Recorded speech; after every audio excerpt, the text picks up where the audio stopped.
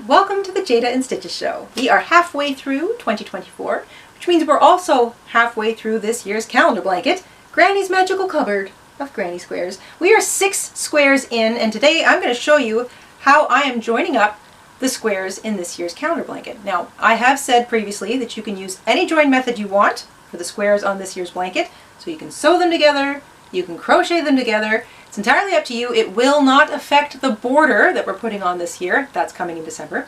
I'm using the ladder stitch because it is a largely invisible stitch, and it's great for when you want to join squares together that have different colored edgings like these ones. So that's why I opted for the ladder stitch. But like I said, it's up to you. You can also join your squares in any order you want. You can do them one to one, sort of make them and then join them as you go, which is perfectly fine too, especially if you find waiting till the end of a project to join them all together kind of annoying. Or you can just wait till you have large batches of them, have them all done, and then work on a final layout before you decide exactly how you want them all together. It's entirely up to you. I have not gone in the exact order that we made them because it doesn't matter, but also as I was laying them out, I realized that I had 2 squares of the 6 that I'd already made that were largely white along the edges, and the other 4 were largely yellow. And that wasn't planned, it's just the way it worked out, and I kind of like the way it looks.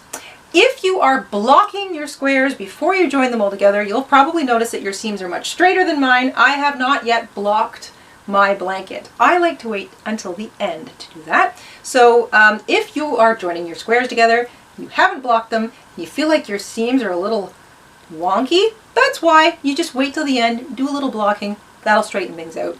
And we'll talk blocking later on in the year. But I've got links to blocking tutorials in the description box down below if you want to check those out, because maybe, you know, it's bothering you a bit and you want to like block as you go, you can do that too. It's entirely up to you. We have used the ladder stitch before on a previous calendar blanket, a totally Tunisian blanket. I'll link that particular video down below, along with some of the other joining videos we've done for granny squares. If you want to maybe try something else, or maybe sewing isn't your thing, we've got some crochet joining ones as well. Like I said, it won't affect the overall border at the end. I'm using the ladder stitch. That's what today's about. These are chains and double crochets versus single crochets. That's the difference between the edging on these squares versus our totally Tunisian squares. So just thought you might like to see how that looks on a different stitch. Let's grab our sewing needles, in this case our yarn needles. Grab some yarn, we'll head on over to the craft table, and we will stitch up the first 6 granny squares of this year's calendar blanket together.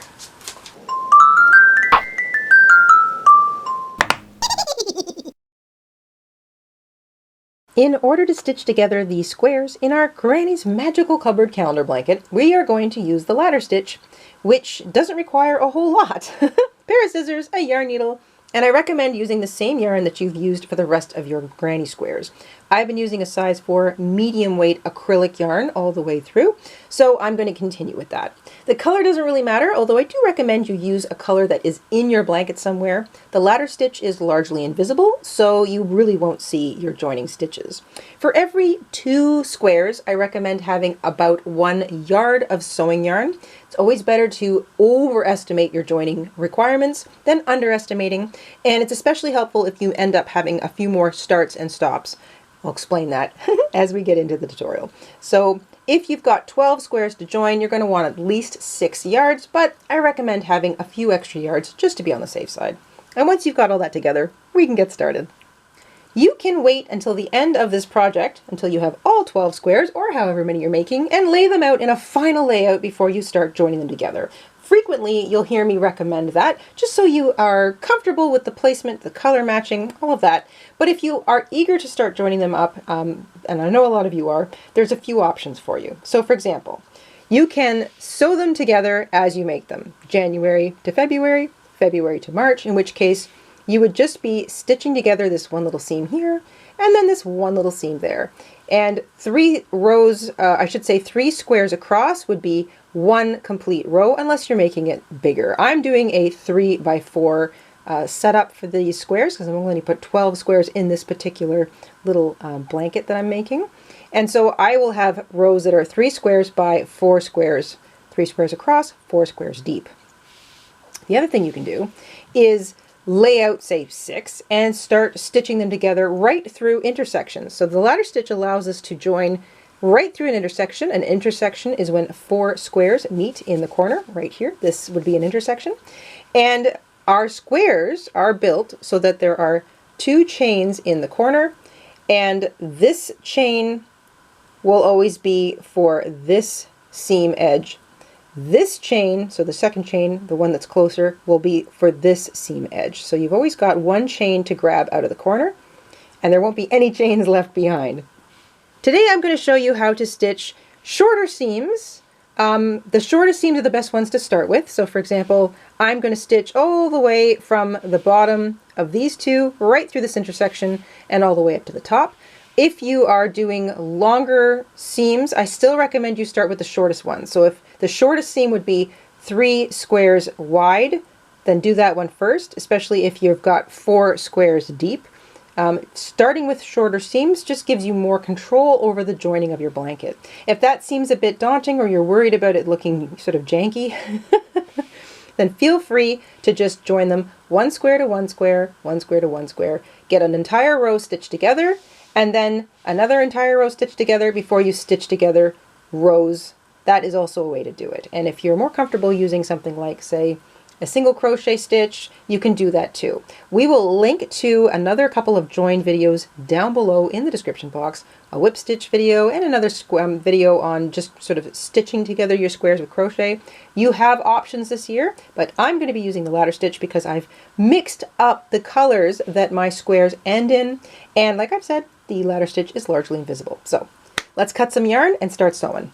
I've cut myself about 1 yard of yarn. That's a comfortable length for stitching between this pair and this pair. Remember, I'm going to show you going through an intersection, so my entire seam will only be 2 squares deep, so I don't need a whole lot of yarn, but I feel like 1 yard is definitely enough for that. Another thing I want to indicate or show to you is that some of your squares might look really small and really big when you pair them up next to each other, but as I've said all along, so long as you've got the right number of stitches on all of your square sides, they'll pair up. Basically what will happen is that the little squares will just stretch out to be the right size alongside your bigger squares. Some of you have been blocking your squares as you go. That's perfectly fine. I will be blocking my blanket at the end, and I'll show you that in December. Okay, let's get started. I'm going to take my yarn. I'm going to identify the 2 bottom chains in my corner. So here's the corner of my square. Here is the first chain that is associated with this side. Here is the second chain, and that is associated with the side I'm going to be stitching on. I'm going to join my yarn with a little tiny knot by just borrowing the bottom loop of that chain, that corner chain that's associated with this side. So, something to keep in mind, we are adding a border. The little tiny tails that you might have, or the little knots that you might have along the bottom, will not show because we're going to be stitching over top of them with a border. So just slip your hook or your needle through there and make a little tiny knot. I like the traditional granny knot, over, under, over, under. It doesn't have to be fancy. You're just attaching your yarn so that you can start sewing. Through that same loop, so that bottom loop of that corner stitch, I'm going to slip my hook in, or my needle in there, and then back out through the stitch above it. So there's the stitch above it. That's the stitch. I want to go down through the first loop on stitch number 1 and back out through the bottom loop of the second stitch. So you go in, out, and you're always addressing 2 stitches at a time, and then we hop over and we address this one. The reason the ladder stitch is called the ladder stitch is because you're going to get little rungs of yarn that run straight perpendicular to you between your squares. Let's take a look at the other square. There is the bottom, or the corner. That's the chain of the corner that's associated with the bottom. Here's the chain right here in the corner that's associated with this side. I'm stitching up this side, so I want to start with this particular chain. I'm going to slip my needle right through. I'm kind of aiming at the bottom loop. So from facing you, away from you, that's the first one, and then you come right back out from away from you towards you, or back to front, through the bottom loop of the stitch next to it. So you've gone in and out. You can just run your yarn And what you've got now is a little rung that runs between the same two stitches. So this is the bottom chain, this is the bottom chain. This is the next stitch, that's the next stitch. You're always going to be working with the stitches that are right next to each other. Before we pull that taut, we are going to take our needle, go back to the other square, back through the stitch that we just came out of. So you're always going to use each stitch twice, except for your very top and bottom ones. So you hop over, it's easy to see, that's where the yarn's coming out, so that's where you start. Needle goes through that one, and then you want to bring it out through the stitch directly above it. So you can pull your needle all the way through and then pull your needle all the way through the other one, or you can kind of cheat it. So I like to just stick my needle in one and then pop it back out through the next one. And try not to knot your yarn up. And then you've got another little rung on your ladder. You hop back to the other square. You can see where the yarn exited here, so that's where we start. Needle goes through from front to back there, and then back out through the top, the next stitch, just sort of find that bottom loop, bring your needle out. That's from back to front, technically. Pull your yarn, and now you've got 3 little rungs. Let's do one more before we pull it. Hop back to the other square. That's where the yarn came out of. You can see it really clearly. Needle goes from back or front to back through it, and then before you finish, it comes from back to front out through the stitch above it. Make sure you're not going to tie any knots with your yarn. And you can work flat on your table if you want. I'm just holding this in the air so you can see what I'm doing. There are 4 rungs in our little ladder. When you want to sort of pull it taut in order to continue with the stitching, you only want to do 3 or 4 at a time. Hold the bottom, so hold both square corners together and pull gently. Keep pulling until the whole thing comes together. And it's practically invisible. You cannot see the stitching. That little ladder stitch is invisible. So we pull it nice and taut. Same thing on the other side, you really can't see it. Alright, so let's do a few more. You pull up to sort of see where you finish. That's where my last stitch was. You look across to the square next to you. That's where it exited, so that's where I'm starting. Needle goes through that stitch and it comes back out through the stitch above it. It's very important to not miss any stitches because that will allow you to have a nice straight seam and your squares won't be on an angle to each other. So always look for where your yarn exited on the other side, so that's where it came out. That's where you start, and then you go find the stitch immediately above that. And if it's too tricky, you can always take your yarn and remember it's front to back, back to front. Front to back, back to front. So there we go. There's a little rung. Hop back over here. That's where it exited. So I start there and then I come back out through the stitch above it. Back over here. That's where it exited. So I start there and then I come back out through the stitch above it. And if I can't get it all in one shot, I can do it that way. Also, I'm trying to make sure that I don't pull my yarn. I don't want to pull my yarn through this. So I'm going to show you what that looks like. If you accidentally get your yarn attached, you're going to wind up with basically a mattress stitch. You don't want that. You want to make sure that your sewing yarn is always free and clear of the little rungs on your ladder.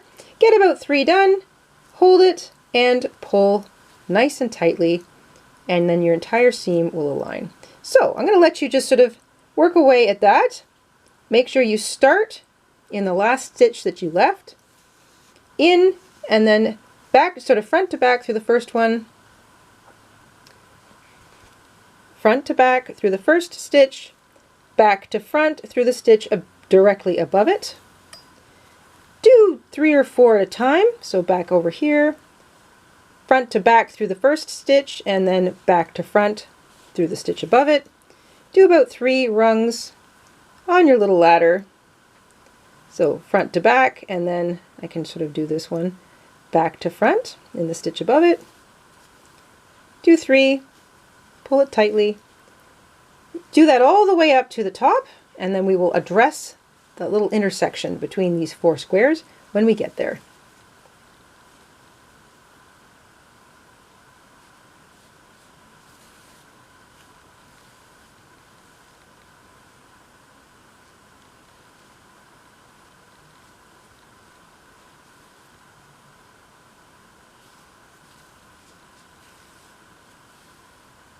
I'm just going to show you sort of how it looks as I'm working on it. I work sort of sideways, but it's a nice way to sort of see it from a different angle. So I've just come out of this stitch here. I'm going to hop back over here, go down through the stitch that I previously used, back out through the next one, down and up, down and up, down and up, and that is the corner chain. So remember, there's 2 chains. This chain is for that side, this chain is for this side. Don't forget to make sure that you finish using all of the stitches and chains across each side. So that's the corner chain that's associated with this side on this square, and then that little guy right next to it is for this side. So that's my final ladder stitch. Make sure you pull tightly, get that nice satisfying little tug, and that is the whole of both of those squares stitched together. So I've started down here, and remember, your little tails won't show because you are going to be stitching over top of them when you do the border. And we've got a relatively invisible seam. Looks nice and neat on both sides. And we're up to the corner. All right, so back to the top-down perspective. I am now going to start stitching through this little intersection to start sewing these 2 squares together. Absolutely nothing out of the ordinary here. I want to make sure though that I don't forget to use this stitch twice. So I've come out of this one. It's almost like pretend there is no difference, there's no block, there's no space between the squares, there's no intersection at all. You're just looking for the next stitch. So it's almost like these squares are already joined together, or they were one big piece. Think of it like that in your brain. You want to continue sewing. So what would you do normally? You'd look for the last place your yarn left, which is right here, and then you'd look for the next stitch. Well, where's the next stitch? Well, it just happens to be up on this guy. We are looking at the corner. There are 2 chains in the bottom of this corner. So this chain, we've got 1 and 2. This chain is associated with this side. We're not sewing that side. We want this chain, which is associated with this side. That's the side we're sewing. So if you just pause, make sure you can see both of those 2 chains. You want the one that's associated with the side you're sewing. So I'm going to take my needle through that last chain again. I'm going to find stitch that I'm looking for, and I'm going to come out. So remember, whatever you did before, this was in, you want to do out. So I want to come out through that chain. Just pretend there's no break between squares. It's going to feel a little funny, so maybe work on your flat table. Then what do? We've gone in and then out. We want to go in and then out on the other side. Well, we have to use the last stitch we used, which is this guy. That's the last stitch we used. So we're going to go in on that one, and then we're going to join our 4th square. So again, you're looking for the corner. There are my 2 corner chains. This one is for this side. I'm not sewing that side. I want this chain because it's associated with the side I'm stitching. I went in here, so I need to come out on this one. All you have to remember is in, out, in, out. And then if you're sewing right through an intersection like this, you can let it be a little loose for a minute. That's perfectly fine. Let's zoom in and I'll show you what it looks like if you're just working on the table. No difference in the pattern. Now I want to go in, out, so I go across to this square. Make sure it hasn't flipped on me. In through this stitch, because this stitch is where I just came out of, and then back out through the stitch above it. So no difference in the pattern, in, out, in, out. If it looks a little funny, that's okay. You can take a moment and just pull it nice and tightly. And don't be afraid to really pull. You're going to feel that nice bit of resistance as you tighten up that stitching. And then you will not have a corner. Remember, you're going to have an opening on either side, but that will disappear when you do this seam. And then you just continue. Where did you come out of? Right here. So we want to go down and then out through the next stitch. Down through this stitch and out through the stitch above it. And down through this stitch and out through the stitch above it. Down through this stitch and out through the stitch above it. And if your stitch is part of the top of a chain 3 that began the row, just grab whatever you feel is a nice looking loop on that stitch.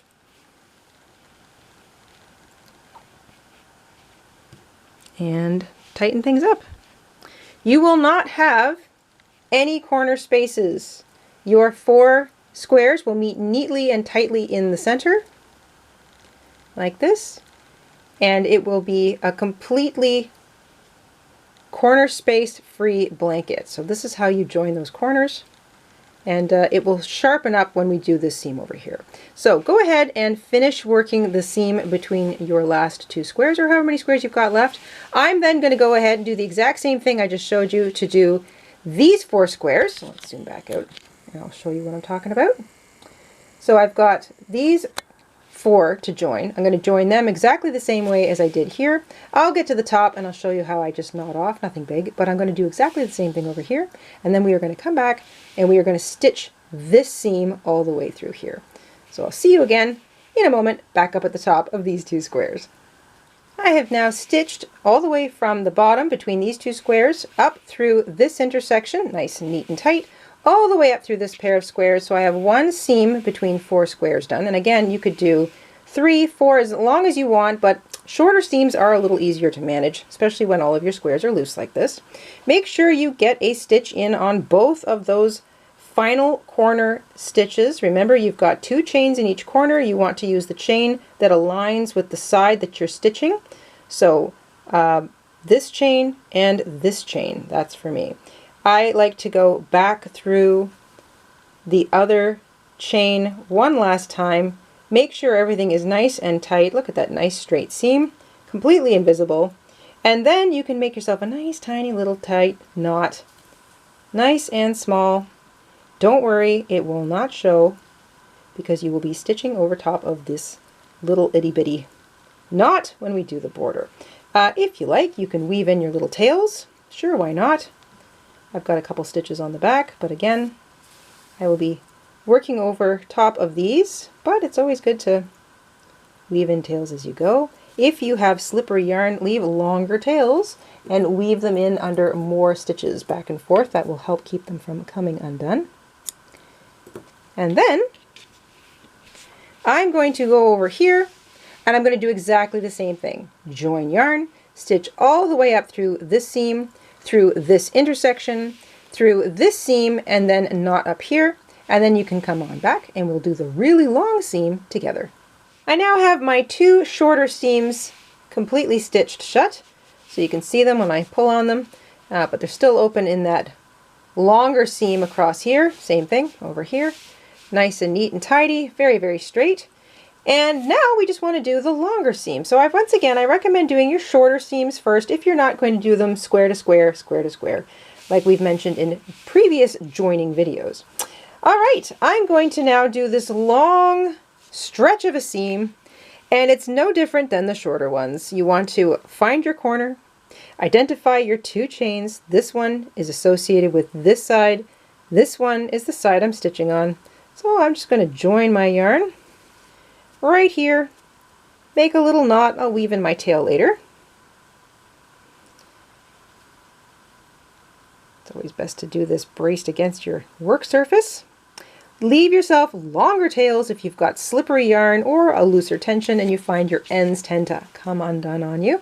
But don't worry, we will be stitching over top of this when we do our border. And here we go, down and back up again. So down through the first stitch, up through the next stitch on square number 1. And I've cut myself a longer length of yarn this time, about 1.5 yards, since I'm doing a longer seam. Hop over to the other square, find the corner. That is the chain that is associated down here. This is the chain I want. Down through this chain or stitch and then back up, trying not to split my yarn, through the stitch above it. Down, up, or in, out, however you want to think about it.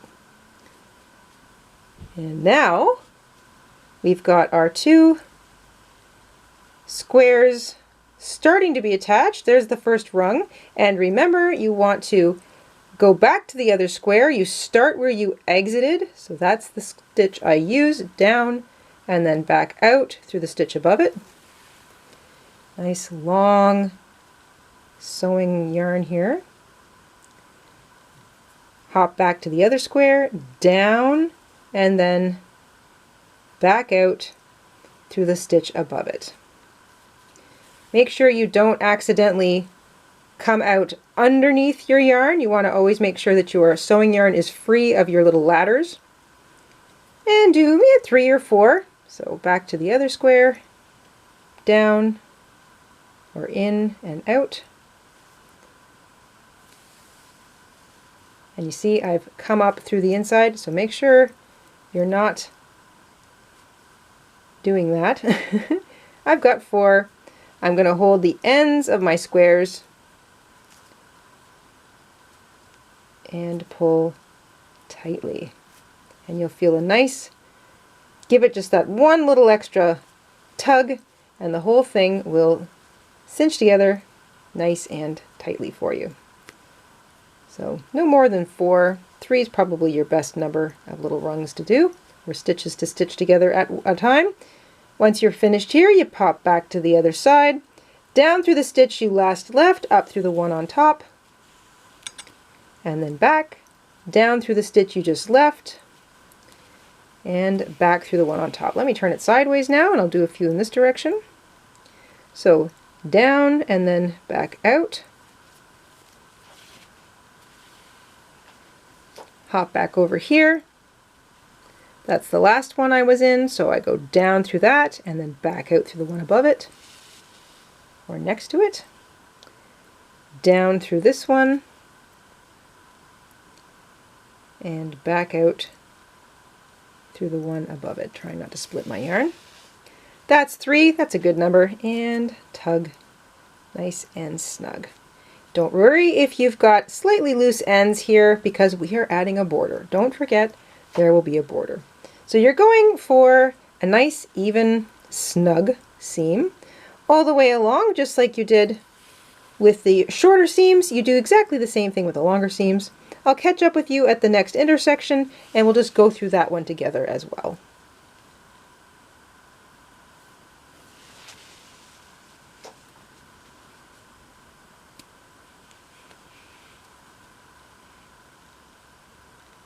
I'm getting closer to that first intersection, so I'm just working up through those last few stitches. I'm working sideways. Let me just spin it back the other way so you can sort of see what I was doing from the other perspective. So nothing changes. I'm still kind of going in and out, back and forth, making sure I create little rungs of my stitches. And I'm going to get to that intersection where I've used one of the loops on that other stitch. So remember the 2 chains in the corner, one of them is for one side, the other's for the other. So let me just tighten that up. You are ignoring those stitches. So you've already used those stitches. When you get to the corner, this is the corner stitch that I haven't used. So I've already sort of started working into that. If I pull it apart, you can see that's where I just recently came out of, so I want to go back in there. And then I want to come back out through the next stitch. So you're ignoring the corner stitches that would be for this side. You've already used those. So you just skip on right past them like they're not even there, and you use the stitch in the other corner stitch basically. So now I want to go back over here. This is the stitch that I just came out of. I go down through that and then back out through the next stitch, which is on the next square, and it's the other corner stitch. So I'm ignoring the corner stitches that I've already used on these two corners, on those two squares, and I'm just working right through that intersection. Again, let's pull it nice and tight. And that intersection becomes practically a straight line. Let me get a couple more in here. So I just came out of, if I look across, let's go down through here and then back up through the next stitch.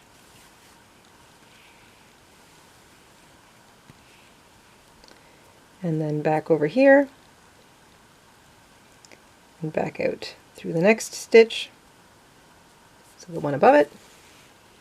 And like I said, you probably find it comfortable working flat. I also work sort of sideways, but I like you to see the ladder as it climbs up and up and up. Get a couple more stitches in there so you're past that intersection. Pull everything nice and tight, nice and taut, as they say. And you've got a nice straight seam. No space in the corner. That's how you work right through the corner. And then you just continue. The pattern is the same. Down and up, in and out. Always starting with the stitch that you just left. So when you hop back over, you are starting on the stitch you left from. You're going down through that one, back up through the other, down and back out. And then every few stitches, just pause and pull it so that it tightens up. Now remember, when we block, you'll have all the opportunity to sort of get it damp or wet or steam it if you want, and then you can sort of very neatly pat it, pull it, pin it into place. If you've got a board on which you do this, you can have it pinned or pegged to the board. So when you finish getting it all stitched together, I'm even going to wait until I have my border on. Then that's a great time to block your entire project. And that way you know exactly where your seams should go and exactly how much squaring up your squares may require. But look how neat and tidy that is. I'm just making a little knot at the end of my seam, mostly on the back.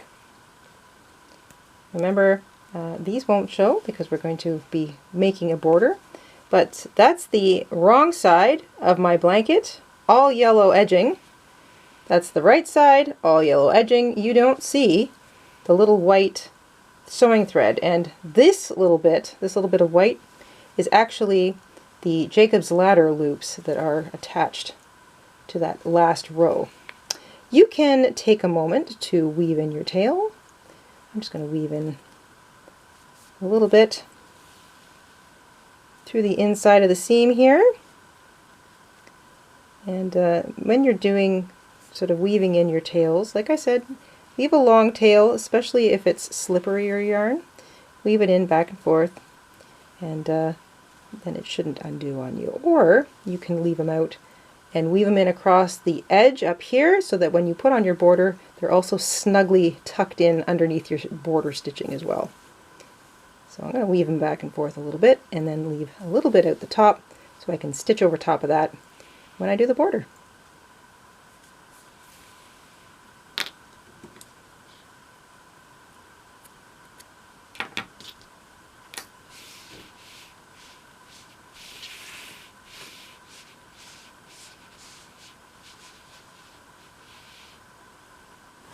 So far, so good. That's 6 together.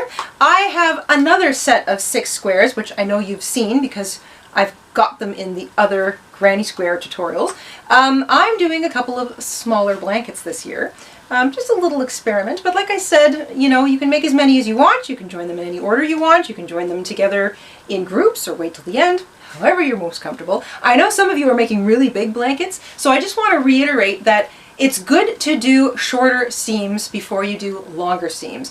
And because it's sewing and you probably want an uninterrupted sewing length of yarn, it's good to do a few shorter seams first. Get comfortable with how much yarn it takes you, sort of relative to the length of the seam, and then you'll kind of know how long a length of yarn to cut as you sew. Plus, doing the shorter seams, you're not sort of pulling up on so much yarn for such a long time. So shorter seams are probably better when you're sewing all these squares together. But it is easy to do longer seams too, and I find that I probably max out at 3 squares long in terms of a long seam before I have got too much sewing yarn. So a yard and a half sewing length of yarn, you know, because you double it over while you're kind of working, that's about as long as I want it to be while I'm working. You can knot the 2 ends together and keep sewing, you know, just be gently carrying that little knot through until it's buried in your work. Or you can knot off your yarn, cut a whole new length, re-knot it, and keep going. It's entirely up to you. There really aren't any rules here. You're just joining your squares in a pleasing pattern using a method that is comfortable for you. And like I said, it won't interrupt the border. So I hope that answers the joining questions. If you do have any other questions about joining your squares together or on the ladder stitch, please feel free to leave them down there in the comment section, and I will do my best to answer them as best I can. And that's it for this week. We hope you enjoyed stitching up your squares along with me, and we will see you guys soon here on the Jayda InStitches show. Until then, stay safe, stay crafty, and have a great week. Bye guys! Hi everybody, Mr. InStitches here. Thank you for watching today. Here are some of our other videos you might be interested in. Oh, and don't forget to subscribe.